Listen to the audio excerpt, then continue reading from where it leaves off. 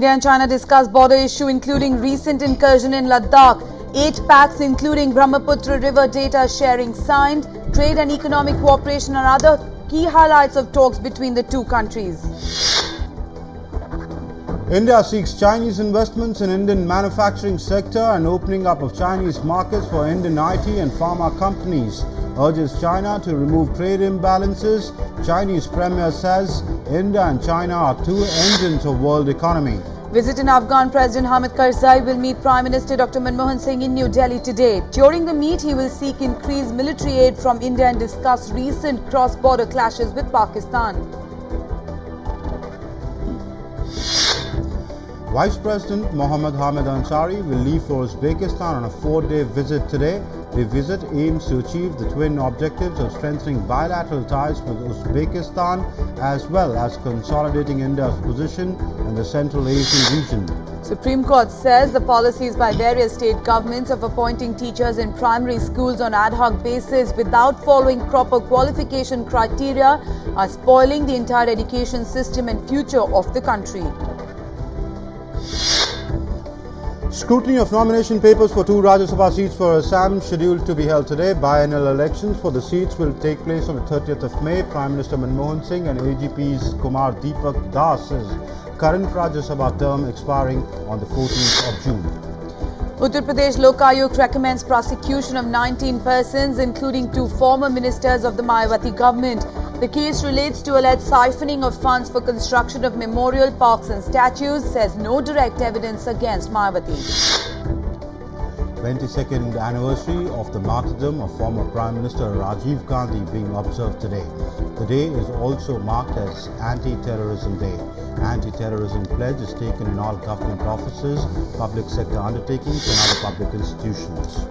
President, Vice President, Prime Minister, Congress President Sonia Gandhi, besides other eminent dignitaries, pay floral tributes to the late Prime Minister as hit memorial at Veer Bhumi in the national capital. Gold plunges 330 rupees to a 21-month low of 26,370 rupees per 10 grams in capital Delhi. Silver plummeted 1,530 rupees to a 31-month low. Former Pakistan President PREZ MUSHARRAF gets bail by country's anti-terrorism court in Benazir Bhutto assassination case. He, however, will remain under house arrest in 2 other cases. In Iraq, at least 95 people were killed and many others injured in a series of bomb attacks across the country. Baghdad was the worst hit, with several explosions at bus stations and markets in mainly Shia Muslim districts. No group has claimed responsibility. North Korea fires a 6 short-range missile into the Sea of Japan, defying warnings from the UN chief Ban Ki-moon and South Korea after a flurry of similar tests at the weekend.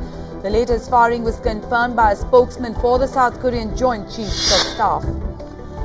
US President Barack Obama praises the leadership of Myanmar counterpart Thein Sein for successfully leading the country towards democracy and economic reform. He, however, expresses concern over continuing communal violence in parts of Southeast Asian nation. In the United States, at least 51 people were killed after a huge tornado tore through the Oklahoma City, with the death toll likely to rise.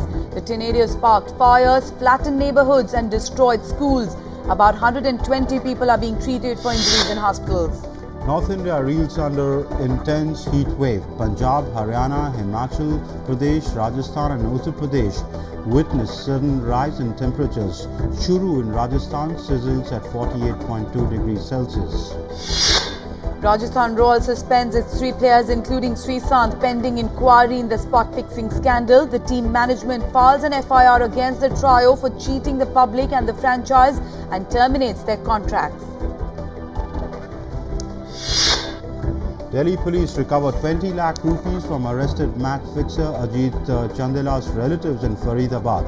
Police custody of pacer Sreesanth, Ankit Chavan and Ajit Chandela and 11 other bookies arrested for alleged spot fixing in the IPL series comes to an end.